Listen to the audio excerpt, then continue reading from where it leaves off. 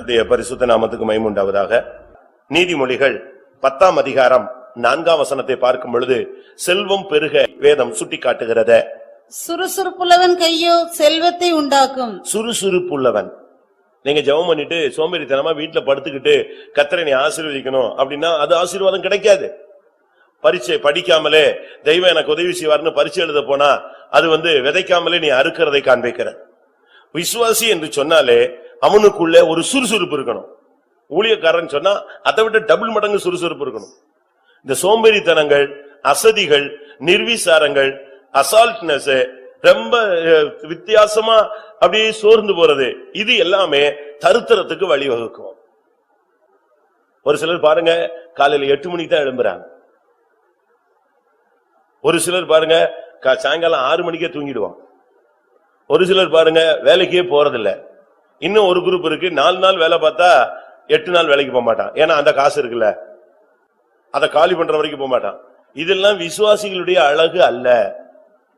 சகோதரிகளும் சரி, அந்த துணியை அப்படி தூக்கி வச்சாங்கன்னா அது ஒரு 1.5 மாசத்துக்கு இருக்கும். அதை துவைக்கவும் மாட்டாங்க, மடிக்கவும் மாட்டாங்க, எடுத்து வைக்கவும் மாட்டாங்க. இப்படி எல்லாம் வீடு தரித்திரம் பிடிக்கிறதுக்கு நம்ம தான் காரணம்.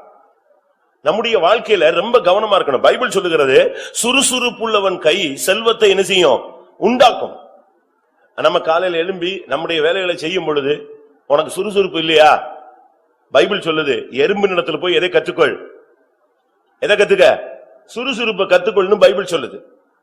எறும்பு புற்றுக்குள்ள போய் புற்றுக்கிட்ட போய் பாருங்க, நீ என்ன பண்ணாலும் சரி, அது அங்க ஒரு 10 ரைஸ் கிடைஞ்சதுன்னா அது என்ன செய்யறோம்? லாரி வச்சு இழுத்துட்டு வர்ற மாதிரி இழுத்துட்டு வரும்.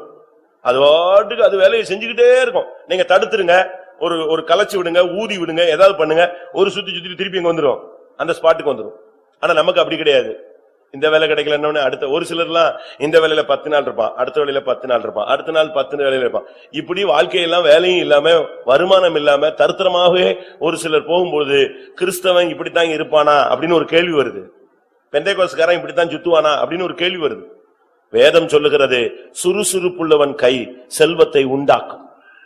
உங்களுக்குன்னு ஒரு குடும்பம் இருக்கு, உங்களுக்கு பின்னால ஒரு 4 ஜீவன் இருக்கு. அப்ப அதை நீங்க ஃபீட் பண்ணணும், அதுக்கு வருங்காலத்தை பார்க்கணும், அதுக்கு படிப்பு பார்க்கணும், சத்தியத்துல அதை வளர்க்க பார்க்கணும்.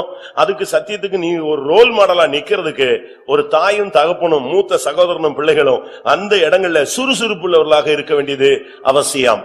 சுறுசுறுப்புள்ளவன் கை செல்வத்தை உண்டாக்கும். செல்வத்தை உண்டாக்குறதுக்கு நீங்க கண்ணை மூடி ஜெபிச்சா மட்டும் போது அது பிரியமானே, செயல் வேண்டும். விசுவாசம் இல்லாத ஜெபம் ஒண்ணுமே செய்யாது. கிரியை இல்லாத விசுவாசம் செத்தது. உனக்கு கிரியை உண்டாகணும், அப்ப நீ சுறுசுறுப்புள்ளவனா இருக்கணும்.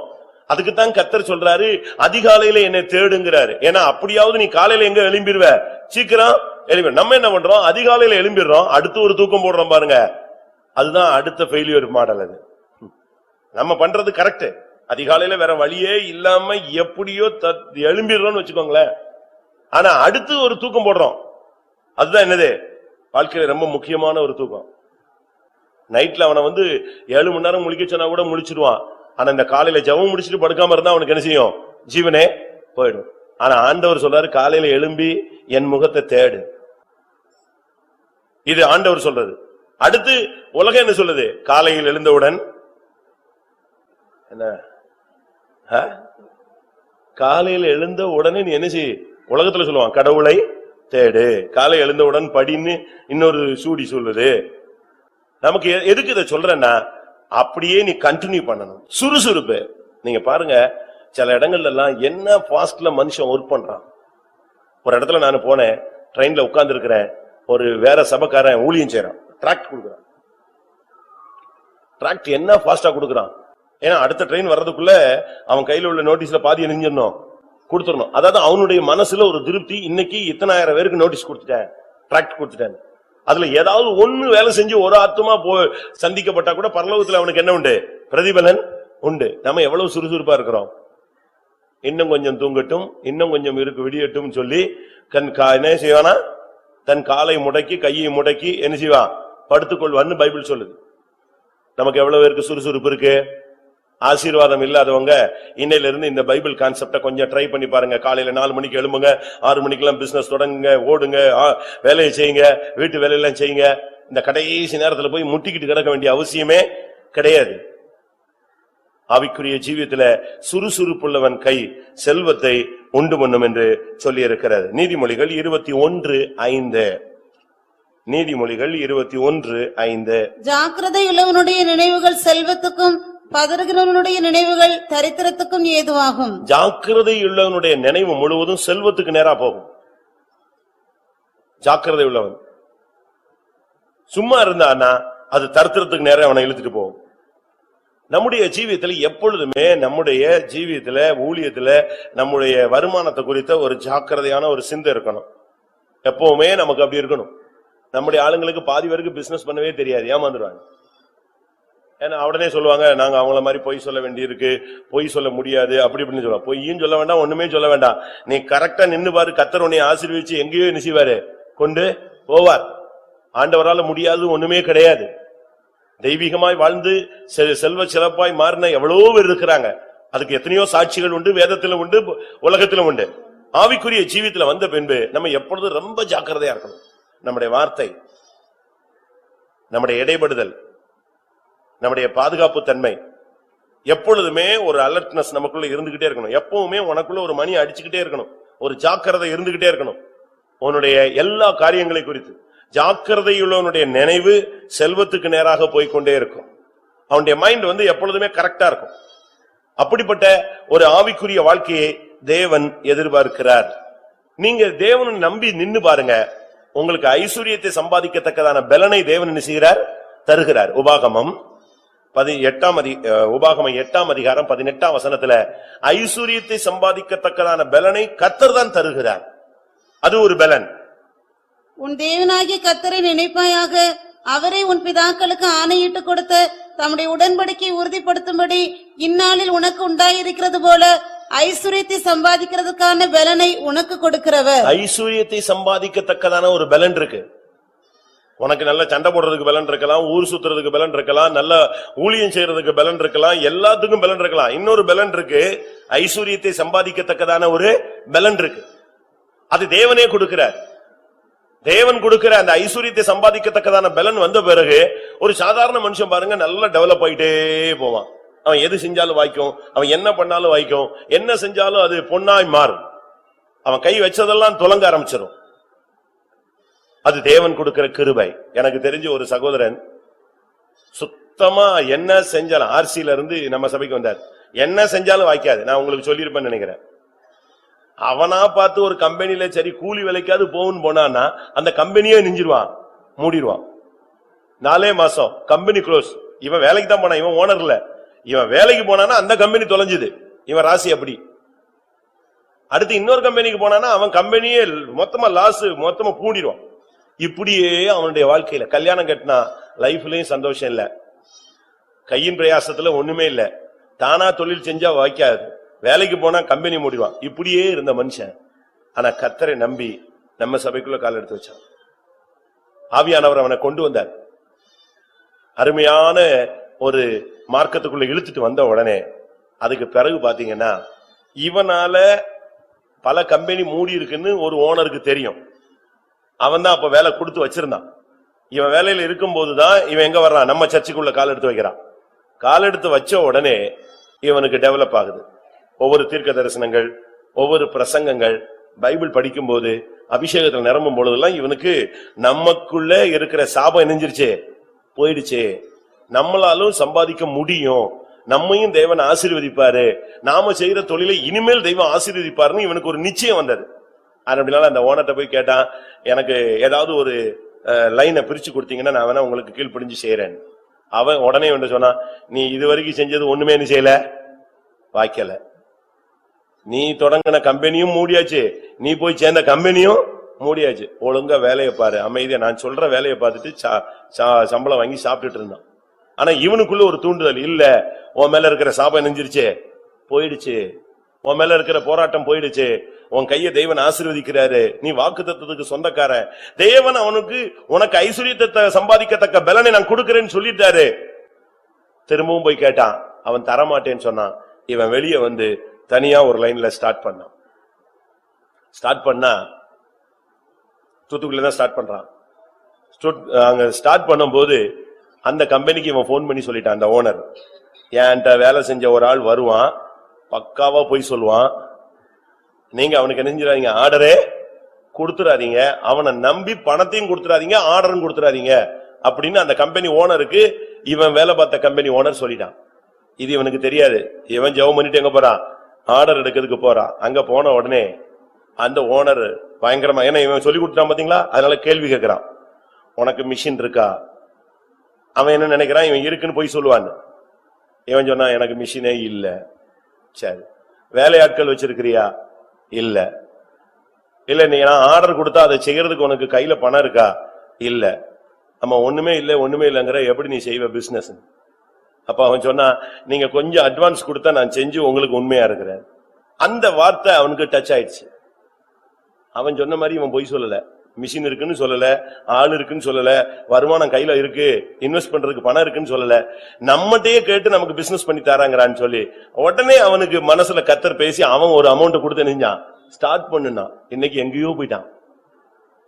அதுக்கு பிறகு அவனுக்கு ஒரு சின்ன ஆசை, இத்தனை வருஷமா பிறந்ததுல இருந்து நமக்கு ஒரு சின்ன நிலம் கூட இல்லையே, அதனால கொஞ்சம் ஒரு அரை சென்டாவது எங்கேயாவது நமக்கு ஊர்ல என்ன வேணும், இடம் வேணும்னு அவனுக்கு ஒரு அற்ப ஆசை. நம்ம ஆளுங்களுக்கு ரொம்ப ஆசை இருக்கு, அவனுக்கு ஒரு சின்ன அற்ப ஆசை.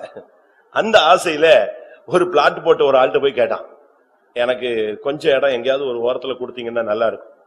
அவன் இவன்ட்ட சொன்னான், அவன் ஏற்கனவே பிளாட் போட்டு எல்லாத்தையும் அட்வான்ஸ் வாங்கியிருக்கான், ஒருத்தனும் ரிஜிஸ்டர் பண்ணல. இவன் போய் கேட்ட உடனே அவன் சொன்னான், நீ ரிஜிஸ்டர் பண்ணுவியா, ஃபர்ஸ்ட் ரிஜிஸ்டர் பண்ணுவியான்னு கேட்டான். இவன் தான் கிடைச்சா போதுன்னு இருக்கானே, நாளைக்கே ரிஜிஸ்டர் பண்றேன், அப்ப உனக்கு இந்த இடம் தாரேன்னு சொல்லிட்டு உடனே ரிஜிஸ்ட்ரேஷன் பண்ணிட்டான். இவன் ரிஜிஸ்ட்ரேஷன் பண்ணி முடிச்ச அடுத்த நாள் அட்வான்ஸ் கொடுத்ததுல பாதி பேர் வந்து நான் ரிஜிஸ்டர் பண்றேன் உடனே இவனுக்கு அந்த பிளாட், அந்த ரியல் எஸ்டேட் போட்டவனுக்கு மைண்ட்ல வந்துருச்சு, இவன் வந்து கை வச்ச பிறகுதான் எது ஸ்டார்ட் ஆயிருக்கு, நமக்கு பிசினஸே ஸ்டார்ட். அவ்வளவுதான். அடுத்த ட்ரிப் அவன் ரியல் எஸ்டேட் எங்க ஸ்டார்ட் பண்ணாலும் இவனை கேட்கறது இல்லை, இவன் பேர்ல என்னது ஒரு பிளாட். அவனே எந்தெந்த இடத்துல எல்லாம் பிளாட் போடுறானோ அங்கெல்லாம் இவன் பேர்ல கூப்பிட்டு போன்ல சொல்லுவான், நீங்க வந்து பணம் கட்டாட்ட கூட பரவாயில்ல, ரிஜிஸ்டர் பண்ணிட்டு போயிருங்க, எப்பமாவது வந்து என்ன செய்யுங்க, செட்டில் பண்ணுங்க. உன் மேல இருக்கிற சாபம் மாறும்.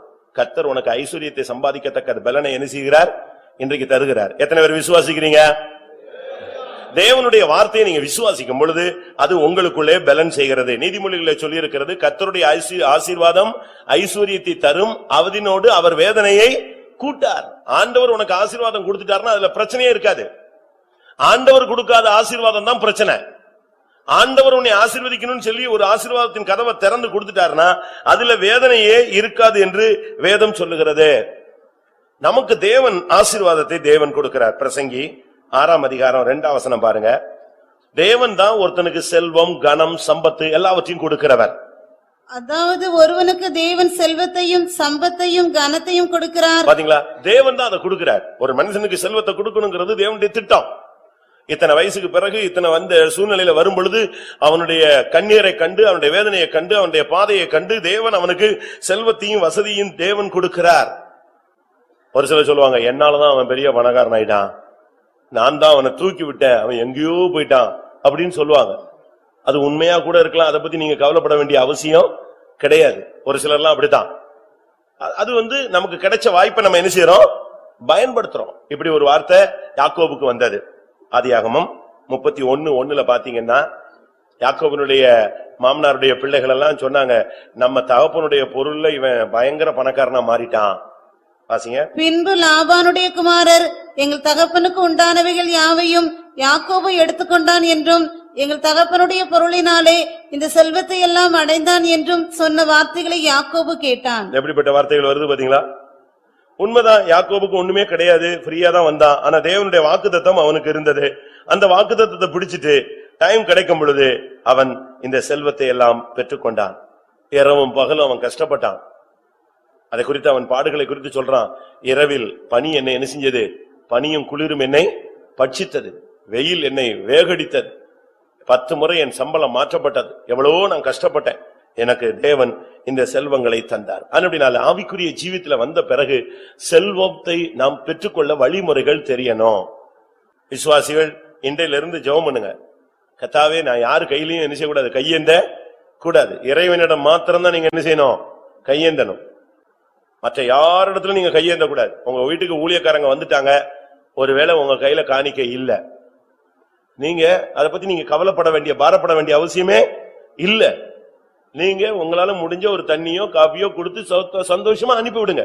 அதை விட்டுட்டு நீங்க பக்கத்து வீடுகளில் போய் என்ன செய்ய வேண்டாம், வாங்க வேண்டாம். அது வேற சபக்காரனா இருப்பான், இல்லாவிட்டா வேற மார்க்கத்துல உள்ளவங்களா இருப்பான், இல்லாவிட்டா உங்க சொந்தக்காரங்களா இருப்பாங்க. நீங்க அவங்ககிட்ட போய் வாங்கினா அவங்க என்ன நினைப்பாங்கன்னு உங்களுக்கு யோசிச்சீங்களா? நீங்க என்ன நினைக்கிறீங்க தெரியுமா? ஊழியக்காரங்க வந்துட்டாங்க, நம்ம கொடுக்கலன்னா ஆசீர்வாதமே போயிடும். இங்க இல்லவே இல்லையா, திருப்பி என்னத்தை கொடுத்து ஆசீர்வாதம் வாங்குறது? இருந்ததானே நீ கொடுப்ப, உனக்கு இல்ல அடுத்தவன்ட்ட கடன் வாங்கி கொடுத்தா ஆசீர்வாதம் வந்துருமா? தப்பு, கான்செப்டே தவறு. ஏன்னா நான் இப்படி எல்லாம் போய் பார்த்து சத்தம் போட்டிருக்கேன். நான் ஒரு இடத்துக்கு போய் ஜெபிக்க போறேன். நான் வேற ஒரு மேட்டருக்காக போனேன் ஒரு கம்பெனிக்குள்ள. அங்க இந்த கம்பெனிக்குள்ளேயே கம்பெனி வச்சிருப்பாங்க, கம்பெனிக்குள்ளேயே ஒவ்வொருத்தனும் உள் வாடகை கொடுத்து வச்சிருப்பாங்க. அப்ப நான் ஒரு இடத்துக்கு ஜெபிக்க போன உடனே அதுக்கும் ஜெபிங்கன்னு சொன்னாங்க. நான் அதுக்கும் போய் ஜெபிக்க போயிட்டேன். பக்கத்து கம்பெனி, நம்ம விசுவாசி தான். ஆனா பட் அந்த நேரத்துல அவன் கையில என்ன இல்ல, காசு இல்ல. அதுக்குள்ளேயே ஒரு இந்து இருக்கிறான், அவனும் கம்பெனி வச்சிருக்கிறான். அன்னைக்கு ஆயுத பூஜை, அவன் ஃபுல்லா படையல் போட்டு பூஜை முடிச்சிட்டு நிக்கிறான். நான் போய் இவனுக்கு ஜெபிக்க போறேன், நம்ம கம்பெனிக்கு ஜெபிக்க போறேன். இவன் கையில என்ன கிடையாது, என்ன கிடையாது, காசு இல்ல. இவன் என்ன பண்ணா தெரியுமா, நான் ஜெபிச்சு முடிக்கிறதுக்குள்ள அவன்கிட்ட போய் ஆயுத பூஜை முடிச்சவன்ட்ட போய் காசு வாங்கிட்டு வந்துட்டான். எனக்கு அதை பார்த்துட்டு அந்த காணிக்கைய வாங்குறதுக்கும் மனசு இல்ல, ஆசீர்வதிக்கிறதுக்கும் மனசு இல்ல. என்ன பண்றது, வேண்டான்னு சொல்லியாச்சு. அப்பதான் யோசிச்சேன், வீட்டுக்கு வந்துட்டு அடுத்த நாள் நான் சொல்லிட்டேன், பிரசங்கத்திலே சொல்லிட்டேன், யாரும் இப்படிப்பட்ட காணிக்கை என்ன செய்யக்கூடாது. நீங்க யோசிங்க, உங்க மைண்ட் எப்படி ஒர்க் ஆகுது, என் மைண்ட் உங்க மைண்ட் வித்தியாசம் இருக்கான்னு பாக்கலாம். அது சரியா? அவன் என்ன நினைப்பான்? ஒரு ஊழியக்காரன் வர்றாங்க, உடனே இவன் காசுக்கு அலைகிறான். யார்கிட்ட போய் வாங்கிட்டு வரான்? ஆண்டவர் தான் அதை அக்செப்ட் பண்ணுவாரா?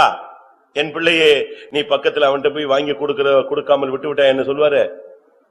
அவரு நினைப்பாரு, இவன் காலையில வரும் பொழுது நான் கொடுத்த ஆசீர்வாதத்தை இவன் பாக்கெட்ல வைக்காம என்ன செஞ்சான், வந்தான். அப்படித்தான் அவர் யோசிப்பார். ஒரு தேவனுடைய பிள்ளை சரியான விதத்துல நடந்துக்கணும். எந்த இடத்துல எப்படி நடக்கணும் நமக்கு ஒரு ஞானம் இருக்கணும். எந்த இடத்துல எப்படி பேசணும், எப்படி நடந்துக்கணும். உனக்கு அது இல்லனா அந்த அந்நிய மனுஷன் வாங்கி கொடுக்கும்போது அவன் என்ன நினைப்பான்? நீ ஆராதிக்கிற தேவன் எப்படிப்பட்ட தேவன்? நீ ஆராதிக்கிற தேவன் சர்வ வல்லமுள்ள தேவன். வானமும் பூமியும் அவருடையது, ஒன்னும் வெளியும் என்னுடையது, பூமியும் அது நிறைவும் என்னுடையதுங்கிறார். நீ அந்நிய மனுஷன் கையெடுத்து வாங்கிதான் நீ கொடுக்கணும்னு உன் தலையிடத்துல எழுதல. நல்லா விளங்கிக்கணும். நமக்குன்னு தேவன் ஒரு செல்வத்தை வைத்திருக்கிறார். நீ சுறுசுறுப்பாயிரு, தேவன்கிட்ட கேளு. ஐஸ்வர்யத்தை சம்பாதிக்கத்தக்க பலத்தை தேவனிடத்துல கேளு. நீ ஒரு யோசேப்பாய் மாறு, நீ ஒரு யாக்கோபாய் மாறு. ஒண்ணுமில்லாத யாக்கோபு, அவங்க அண்ணன் எல்லாத்தையும் பிடிங்கி விட்டுட்டான். கையில ஒரு கொஞ்சோண்டு எண்ணெய் பாட்டில் இருந்துச்சு, அதையும் கூட கர்த்தர் தரிசனம் கொடுத்தாரு, அந்த கல்லு மேல ஊற்றி விட்டான். இன்னைக்கு இந்த கல்லுக்கு நான் எண்ணெயினால் அபிஷேகம் பண்ணுகிறேன், இது தேவனுடைய வீடாங்க. இப்ப எம்டி, ஒண்ணுமே இல்ல. கர்த்தர் அவனை 2 பரிவாரங்களுக்கு சொந்தக்காரனாய் மாற்றின தேவன். ஒரு சான்ஸ் கிடைச்சது, அதை பயன்படுத்தி வாழ்க்கையில முன்னேறிட்டான்.